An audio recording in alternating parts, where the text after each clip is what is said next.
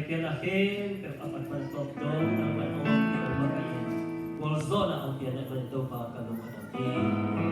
Ikaw ba, Christian, inkuan ho'y kaswati na dingon, inkuan sumpan kipanin.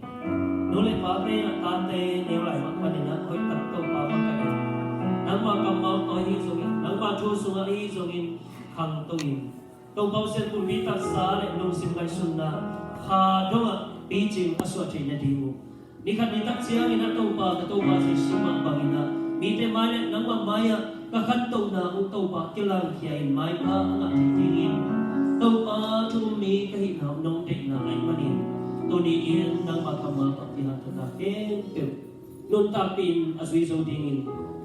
Taw pa tumi limalkin tuha ang kilay tain. Ogdang kordan biyang asunga. Taw pa siyamin. O ako lang kapayot siya. Mite adingin tupa kahitin na dingon. Mite adingin lum ng korang na kahitin na dingon. Taupan ulit pati at ipagtate mama nang maing kalungsin kasun na. Diyong katvay tatapang buwan nila. Nang masunga abijing kantong siyate, taupan naman ang pingyatakin. Taupan kakasungtong tuksan na bol na naman natate ang sunod kemi. Kampani na sin na, sipoy bol na, sumson na, paison na, lik, saka na bang kima ang tampi.